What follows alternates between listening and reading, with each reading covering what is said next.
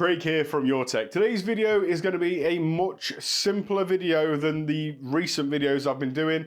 I'm simply building a gaming PC. This is a customer's 1080p gaming PC that they have requested. I am going to be building it, testing it, and taking all of you lot along for the ride. So please stay tuned. And if you like the video, please feel free to give me a thumbs up, notification bell, subscribe, all that stuff that helps me out. Thank you very much. First things first, we need our equipment. All the things that we're going to use to build a gaming PC. Electric screwdriver, precision screwdriver, iFixit kit, side cutters, Stanley knife, Velcro zip ties, normal zip ties, and our installation media for Windows. Do you need everything that I've just got out to build a gaming PC? No. Am I probably going to use all this stuff? Yes. I'm going to quickly go through the part selection and why we picked what we've picked. First thing, this will be powered by a Ryzen 5 7600 Non-X. It's a little bit cheaper, still has great performance, 6 cores, 12 threads, and all of the oomph that we're going to need for this gaming PC. We're looking to target 1080p gaming, and the price to performance on these CPUs is absolutely fantastic. We will be pairing that with a single stick of DDR5. I know the RAM prices have started to come down a little bit, but they are still extremely expensive. This is a 5600 mega transfers per second, 16 gig DIMM. It should be absolutely fine. We are leaving a little bit of performance on the table, but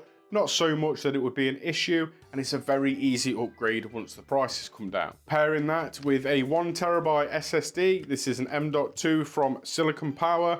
It's absolutely fine. It's what we can get at the minute because, again, SSD's prices have gone through the roof. And we've got the B650M Gaming Plus Wi-Fi from MSI. This is a great little board. It's got a couple of M.2 slots, it's got a PCI Gen 5 slot, it supports the CPU, 4 memory channels for future upgrades, loads of I/O, and will be absolutely sound for our customer. Powering all this will be the MSI 750 watt power supply. In my experience, the MSI power supplies have been really solid for me, and their price to performance is absolutely unmatched at the minute. So we have gone for a fully modular 750 watt power supply. And the card that will be pushing all of those sweet frames, the 9060 XT. Now this is only the 8GB model. That's not too much of an issue for us. The main use case for this is going to be 1080p gaming, and although that 8GB of VRAM may hold it back a little bit, for the majority of 1080p gaming and for the price of this,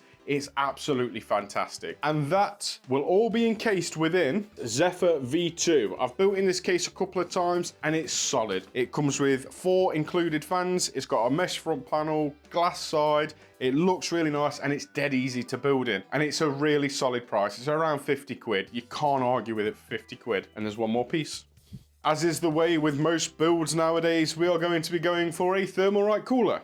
This is the X120R Digital ARGB in black. It's a nice stylish little cooler.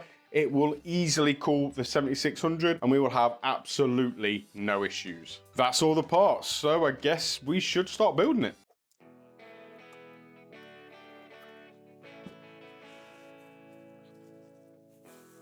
We are starting off with a Zephyr V2 case. I absolutely love this case. It's got loads of room in it without being oversized and ridiculous. It's got a wicked layout. It's got 4 included ARGB fans. It's got a fan controller. It's got everything that you need and it's so cheap. It's like 50–55 pounds. Absolute bargain of a case. Tempered glass side panel, loads of ventilation, awesome case.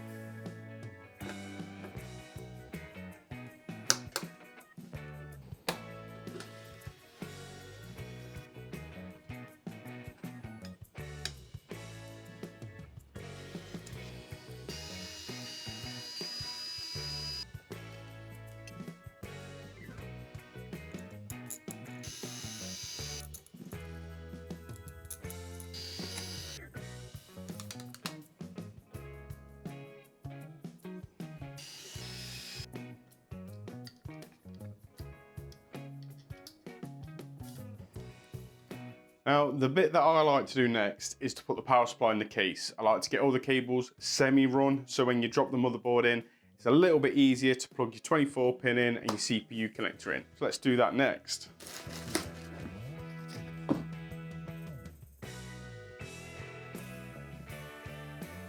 It's a nice solid unit, fully modular, ATX 3.1 ready, PCIe 5.1 ready, solid power supply. I've not had any of these units come back and they have been absolutely fantastic. And it is more than powerful enough for a 9060 XT graphics card. You get this lovely little cable bag with the power supply, power cord, and then all of your cables. So we're going to need one CPU cable. We will not be needing the NVIDIA high power rsync connector, so that can go back in the bag. PCIe, second CPU cable, because this motherboard has two 8 pins, or two 4+4 pins. Another PCIe cable. I'll plug both SATA in for upgradability down the line. We won't need Molex and the 24 pin, so that's all the cables that we need.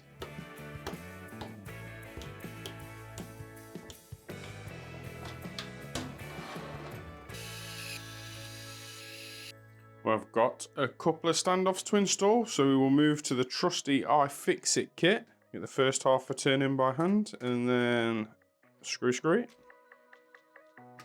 We haven't got to worry about an I/O shield because this motherboard comes with one pre-attached, which is nice, all nice. Move our cables out of the way.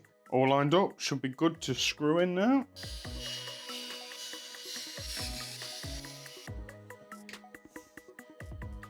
The next thing is to plug all the cables in, get it cable managed, and then we can slot the GPU in and fire this PC up and see how we're getting on. Let's get some cable management done.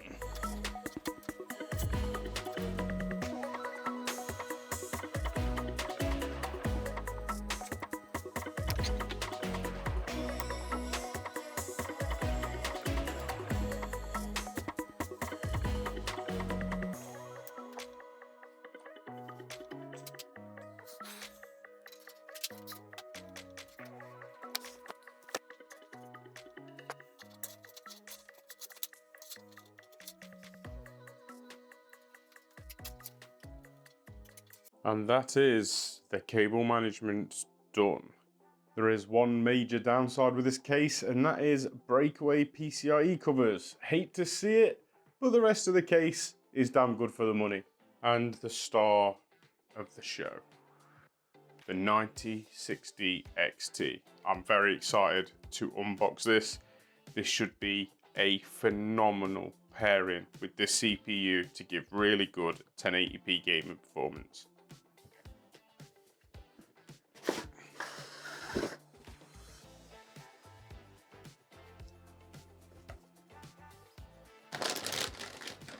Really nice looking card. Wow. Nice metal back plate as well. That is beautiful. Oh, it's got one of them wraparound peels. Wraparound peels, sock ass. That is such a pretty card. Oh, got a peel on the back plate. Oh yeah. Oh, only needs one PCIe connector as well. Nice.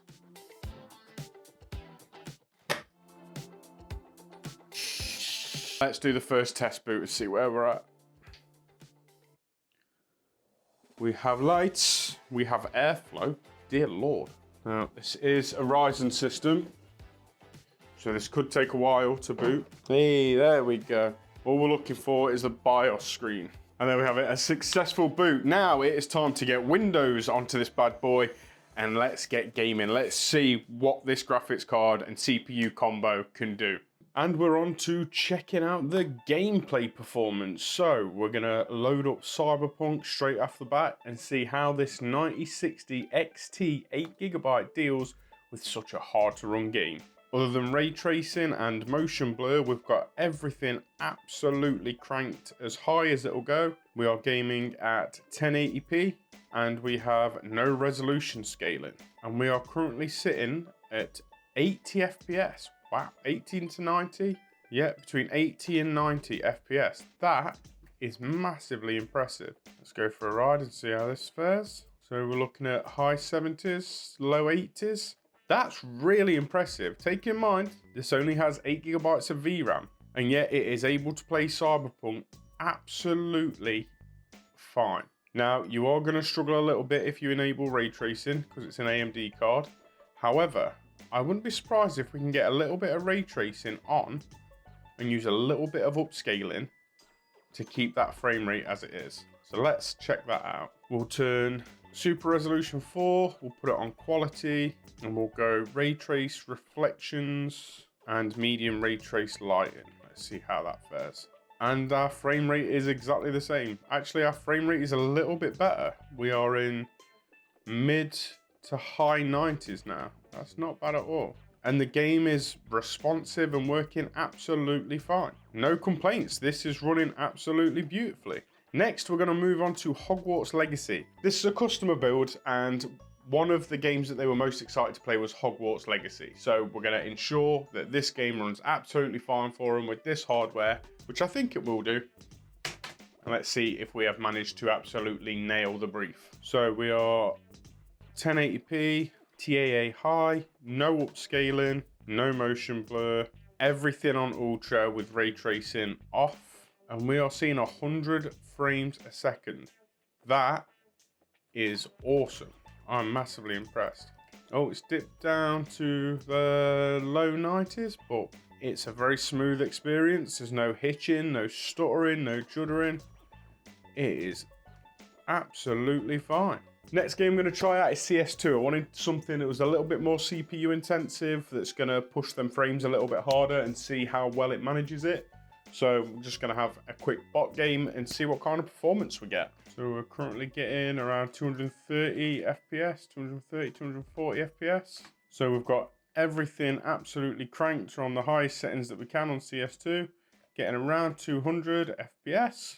Seems to be running absolutely fine. And there we have it. The PC is complete. It is gaming absolutely sound. I'm really impressed with the performance of the 8GB variant of the 9060 XT. It's doing absolutely brilliantly. It's paired really well with the 7600, but this was not an easy build. The RGB fan hub that is in this PC, you cannot control the RPM of the fans if you plug them all into the RGB controller / fan controller. So I had to redo all the cable management and plug all the fan headers into the motherboard so I could control the RPM, because they were running at full tilt and they were noisy as hell. Now, however, we have a nice quiet system that runs cool. CPU and GPU each are looking at about 70 degrees after about an hour's worth of gaming.